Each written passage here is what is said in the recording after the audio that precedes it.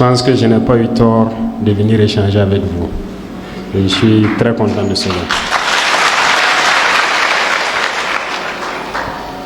Et à la question préoccupante pour tout le monde, la question sécuritaire, les universités Dori, Waivia, Fada, toutes ces universités donc, qui sont dans des zones rouges, la question nous taraude l'esprit certes, mais il y a une solution en cours. Et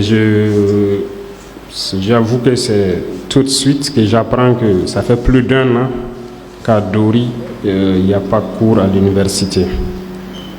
Je l'avoue quand même que je viens de l'apprendre, je ne savais pas que ça durait depuis si longtemps. Ce qui est là pour la sécurisation de ces institutions et d'ailleurs de tous les villages, ce que je peux vous dire au jour d'aujourd'hui, si vous avez remarqué, les premières mesures que nous avons prises, c'était pour accroître nos effectifs, recruter. Donc, les VDP, nous avons augmenté l'effectif en faisant 2 classes, les VDP communaux et les VDP nationaux. Cela veut dire que les communaux vont rester dans leur commune pour défendre et les nationaux pourront être employés partout. L'idée aussi, c'est de petit à petit convertir les plus jeunes à l'armée après un temps de combat. Concernant l'armée, je pense qu'il y a un recrutement actuellement en cours de près de 6000 hommes si je ne me trompe, et il y en aura encore, parce que le défi de l'effectif est le plus important. Le combat atteint un niveau où nous ne pouvons plus nous permettre de mettre de petits effectifs sur le terrain. Donc nous avons accentué les recrutements et les formations sont en cours. Et parallèlement aussi, l'équipement est en cours d'acquisition, de sorte que lorsqu'ils finissent leur formation, ils puissent être immédiatement engagés pour pouvoir venir sécuriser un certain nombre de localités. Donc la question de la sécurité se résume d'abord à une question d'effectif, une question d'équipement, ce qui est en cours de résolution. Parce qu'un combattant, on ne le forme pas aussi en 2 semaines, 3 semaines. Il faut un minimum de connaissances qu'il doit acquérir pour pouvoir faire face. Et aussi, la puissance de feu ennemi est assez élevée. Et nous sommes en train de nous équiper pour répondre au moins 5 à 7 fois plus que sa puissance de feu pour pouvoir dominer avec notre effectif. Donc, je peux vous assurer donc qu'à la fin de la formation de ces gens, qui ne doit pas tarder normalement, la priorité sera mise donc sur ces villes qui portent donc les universités et aussi avoir de la présence autour des universités pour que vous ne soyez pas affectés encore dans vos activités académiques. Ça sera notre priorité. Et d'ailleurs, pour ce qui concerne Thomas Sankara, la préoccupation a été soulevée déjà par vos cadres et instruction a été donnée déjà au ministre de la Sécurité pour générer une force qui doit immédiatement être déployée là-bas. Et concernant Dori et Waibia et les autres centres, vous avez dû remarquer que nous avons redécoupé le territoire parce que nous étions à 3 régions et ça ne permet pas de quadriller efficacement. Nous avons redécoupé et on a créé ce qu'on appelle des groupements de forces. Et je pense que pour ceux qui sont à Dori, ils doivent bientôt constater l'évolution. Waibia également, j'ai même vu une marche avant-hier pour réclamer plus de sécurité. C'est normal. Dans les heures à venir, vous verrez aussi ce qui va se passer autour. Donc actuellement, nous ne pouvons pas détailler toute la stratégie qui est en place, mais le volet tactique, nous sommes en train de tout mettre en œuvre pour que les unités la puissent faire face. Et d'ailleurs, les unités sont en train de, par le cœur qu'ils ont, ils sont en train de prouver quelque chose d'exceptionnel, de faire face avec le minimum qu'ils ont, mais nous mettons tout en œuvre aussi pour qu'ils aient l'équipement nécessaire. Donc, si je peux vous donner une date pour que vous repreniez les cours, je ne peux pas dire à telle date exactement, mais je peux vous dire que d'ici le mois de février, normalement, une vague doit avoir fini sa formation et que nous allons injecter sur le terrain. Ils finissent en fin janvier et en février, ils seront injectés sur le terrain. Et Je ne peux pas dire qu'on commence par Dori ou Waïwia ou Dédougou, ou toutes ces zones sont trucs, mais nous n'allons pas détailler ici le plan, mais nous ferons tout pour que dans les jours à venir, là, vous soyez en sécurité et que vous puissiez retourner et reprendre les cours.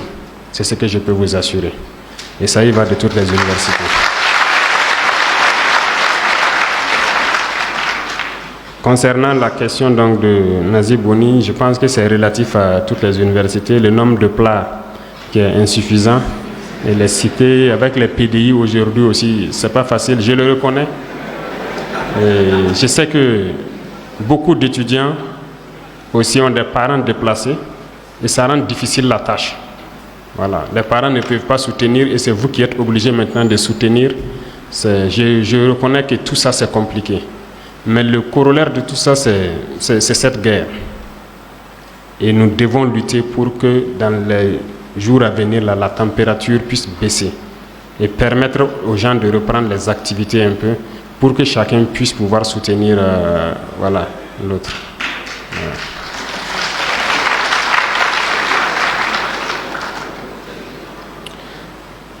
Les étudiants PDI, ça, nous allons essayer de prendre ça en compte. Pas seulement les étudiants, mais tous les PDI. D'ailleurs, aujourd'hui, nous sommes en train de lancer un appel pour pouvoir... Vous avez dû remarquer, il y a beaucoup de communes.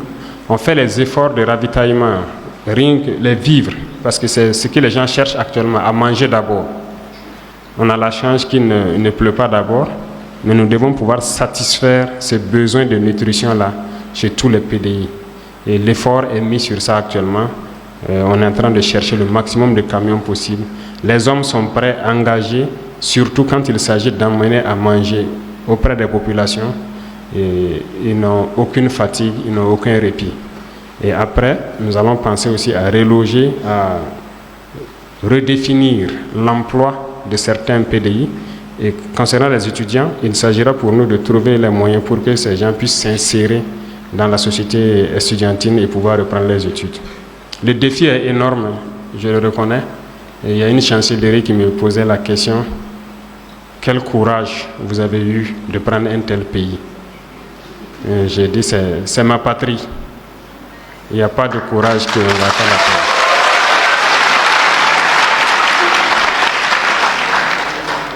La question des infrastructures, c'est connu, les laboratoires, les bibliothèques, l'Internet. L'Internet, je pense que ça va se résoudre. Heureusement, le ministre est là, elle a bien entendu. Je pense que pour l'université de Ouagadougou aussi, c'est une préoccupation. La fibre optique. Les travaux sont en cours en tout cas. Je pense que les connexions et autres. J'espère que d'ici juin comme ça doit être OK pour la question d'Internet. J'espère bien.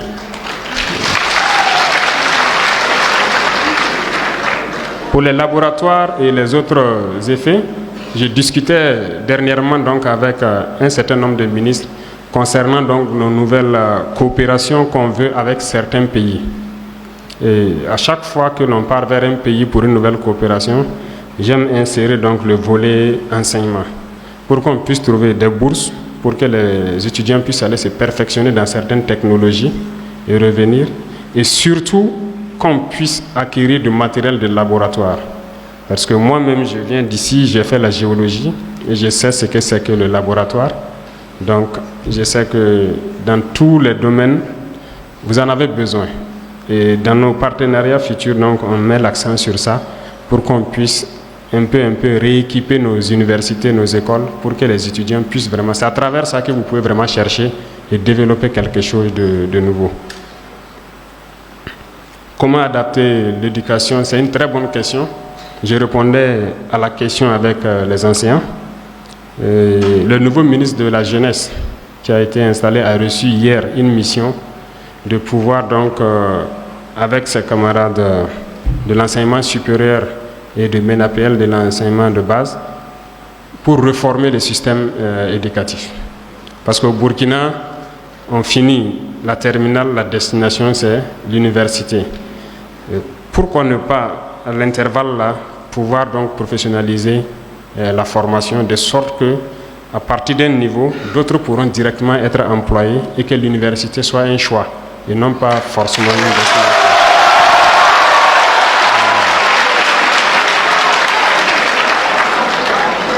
Donc, c'est un processus qui a démarré.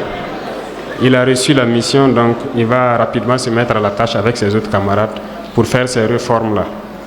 Concernant l'enrôlement pour être VDP, je suis très ému, très content de voir que nous ne le souhaitons pas, mais j'ai vu dans un pays, donc à un niveau donné de la guerre, ils ont dû fermer les universités, enrôler les étudiants, les former et faire face à la menace. Nous espérons que nous n'arriverons pas à cette situation, mais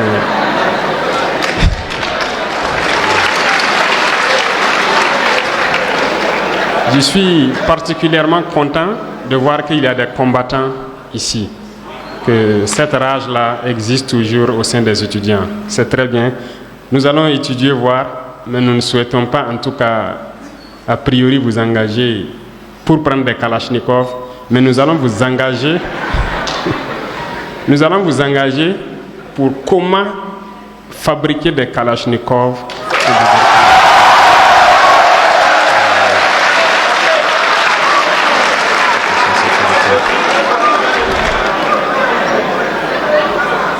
Donc, revenant aux préoccupations donc, de l'université Thomas Sankara, c'est une préoccupation qui a été posée aussi au niveau des enseignants et c'est un truc que j'ai suivi. Je pense qu'en octobre encore, il y a eu un accident mortel sur la voie là.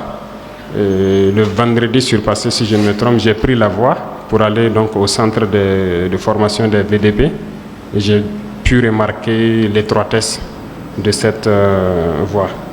Donc, dès cette semaine, je vais voir avec le ministre des Infrastructures qu'est-ce qui peut être fait dans l'urgence pour que la voie redevienne une 2 voies au moins.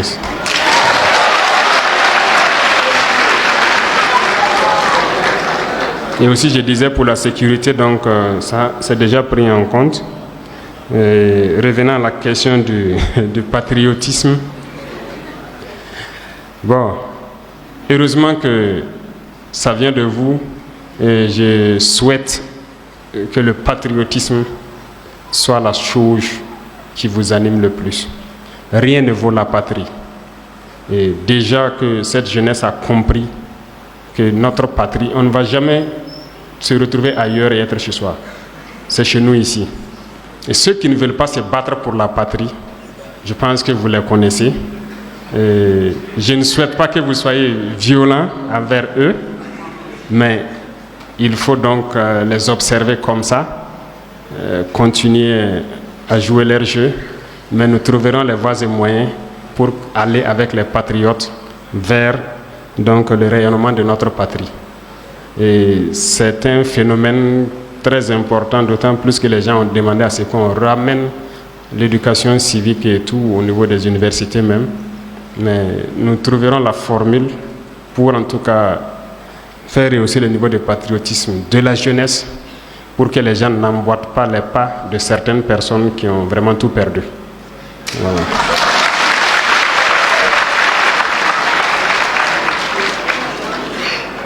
Maintenant, s'agissant donc de la question des garanties des populations des zones libérées, je ne peux pas vous le dire ici. Si je vous le dis, c'est public. Si c'est moi l'ennemi, je vais m'adapter. Vous comprenez ? Il y a beaucoup de choses d'ailleurs qu'on ne peut pas dire publiquement parce qu'on contribue à informer l'ennemi, à se préparer à contrer ce que nous faisons. Voilà. Donc, nous préférons le réserver des surprises, mais retenez que la guerre qui est en cours, c'est des batailles. Comme vous le remarquez, il y a des jours où on perd des hommes, mais il y a des jours où on gagne. Généralement, nous, on ne communique pas trop depuis que ça a commencé. Comme on dit, la vocation de cette guerre, ce n'est pas de tuer. Mais on n'a pas de choix. Voilà. Si ceux qui ont compris déposent les armes et rejoignent, nous savons ce que nous pouvons faire pour eux. Et ceux qui n'ont pas compris, on n'a pas le choix. On est obligé de combattre le feu par le feu. Donc c'est ce qui est là.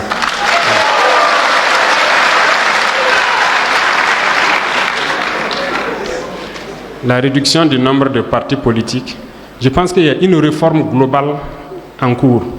Si nous, on ne le fait pas, c'est que ça ne va jamais se faire. Voilà.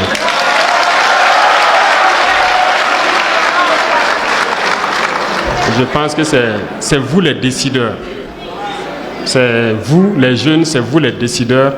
Et on va réformer de sorte que je pense que ça doit d'ailleurs interpeller tout le monde, que les gens puissent s'unir et pouvoir...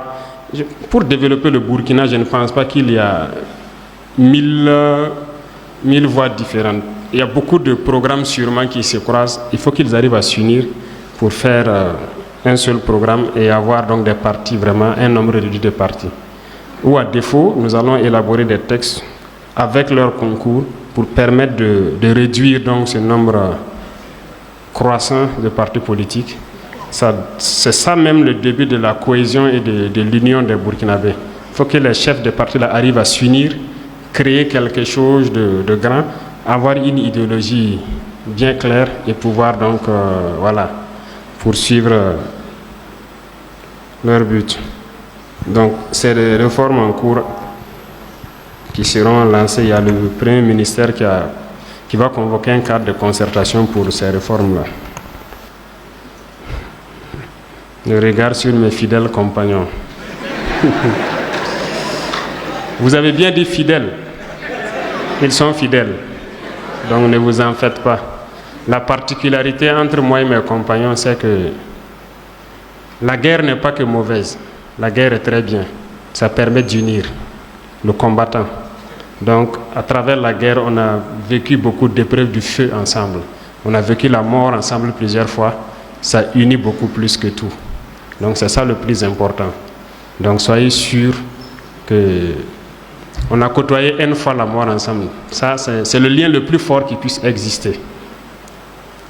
Ce qui peut facilement faire trahir, c'est l'argent. Et c'est ce volet duquel il faut faire très attention. J'ai une prière souvent que j'aime faire et que je continue de faire, surtout de ma position actuelle. Parce que je ne comprends pas souvent certaines personnes qui n'arrivent pas à aider d'autres. J'aime prier et j'aime dire que si Dieu doit me donner 1 milliard, tout le monde veut l'argent, tout le monde veut la fortune. Voilà pourquoi on cherche à travailler. Mais si Dieu doit me donner 1 milliard de francs et que je ne peux pas donner 50 millions à un jeune pour l'aider à faire quelque chose sans sortir, je prie Dieu qu'il ne me donne pas ce milliard-là.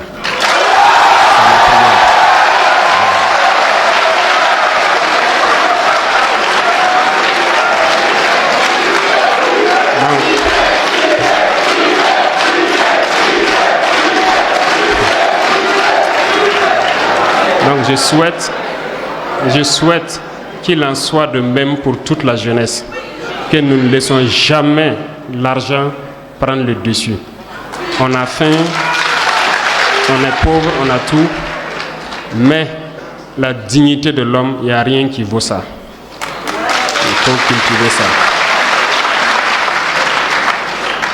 Donc, soyez rassurés. Si demain, vous entendez que quelqu'un m'a donné ça ou quelqu'un m'a fait ça, c'est que je suis en mesure de vous dire oui, il m'a donné ça et j'ai utilisé pour faire ça.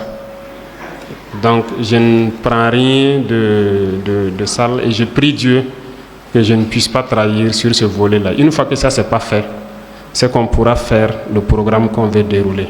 Et je pense que tout doit bien se passer.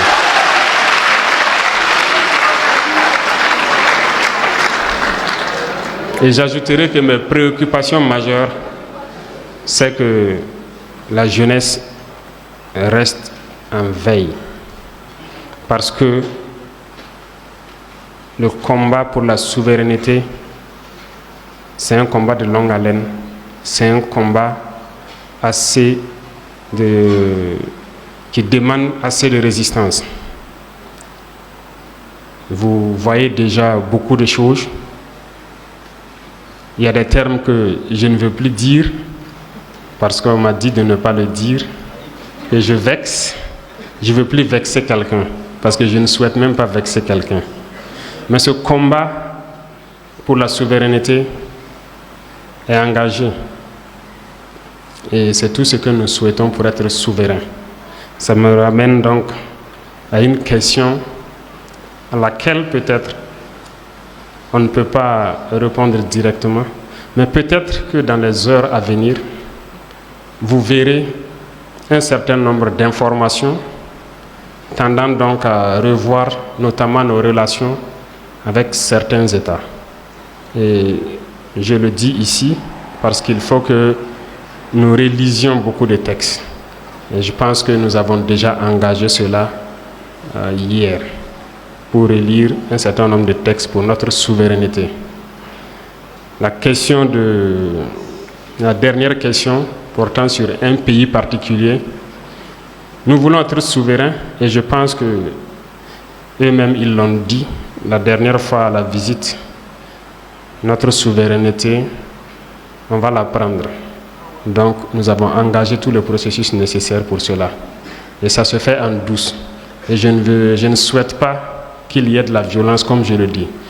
La jeunesse qui est là actuellement doit se départir de la violence. Je vous veux tous en bonne santé, qu'on puisse construire. Et ceux qui ne comprendront pas cela, trouvez les voies et moyens pour les empêcher de vous perturber. Soyez focus sur notre objectif et avançons vers notre développement, vers donc la souveraineté de notre patrie. C'est ça le plus important.